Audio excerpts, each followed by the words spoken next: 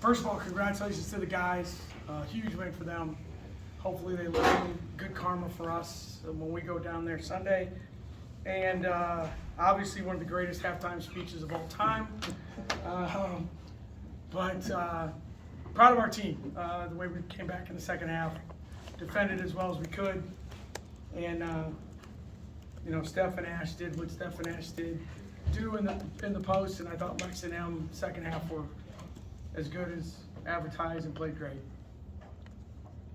I know you were joking about it, but what was your message at halftime to them? My wife's here, I can't really I can't. There's a 10-second delay. Yeah, no, basically it was like, let's just play the way we're supposed to play. We had that very blank look on our face early. We got up 6-0, we're moving the ball, all of a sudden we just looked completely lost. And a lot of it was probably, or some of it, we started in a zone. We were worried about their dribble penetration, so we started in a zone. That, in retrospect, was a bad decision on my part. I think it might have got us on our heels a little bit. But at halftime, we just said, we have not played well, but you're at home, it's a tie game. Take care of the ball, defend.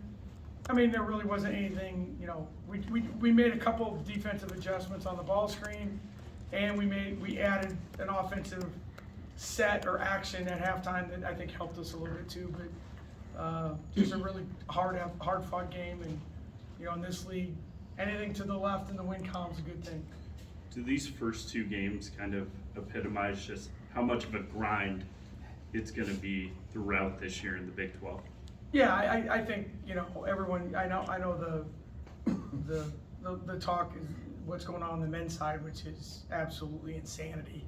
When you're looking at what they're dealing with, but our league is the same. And I think that the thing that I've told our team is, you show up, you compete, you compartmentalize it in that moment, then you got to move on. And our league is very old and very skilled at the top, and you better get ready. And a game like tonight, everyone's going to be, it was ugly, it was this, it was that. Okay, that's fine. But you got to find a way to win those games, because I said this the other night, or I think I said it in the press conference before. This league is about don't get swept and go get sweeps.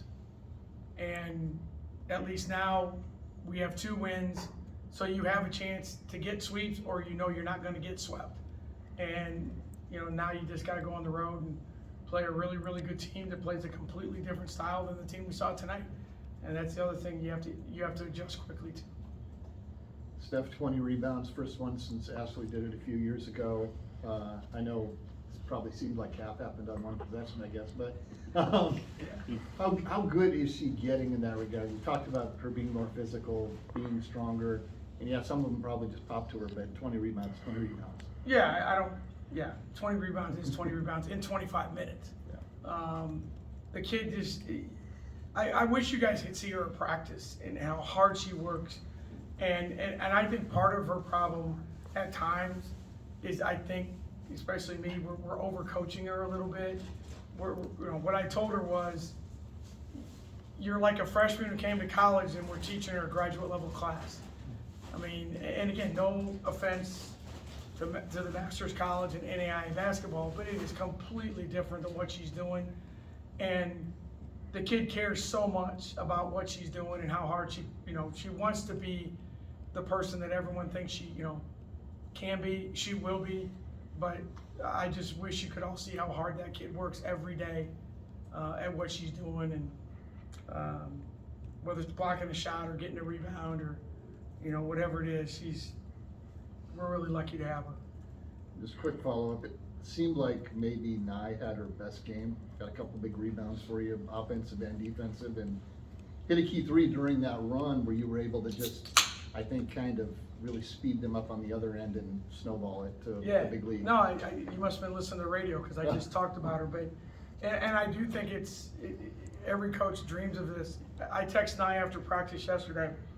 It was the best practice she had all year. And how hard she worked, how engaged she was, very similar to when the corner turned for her last year, and I think it translated to today.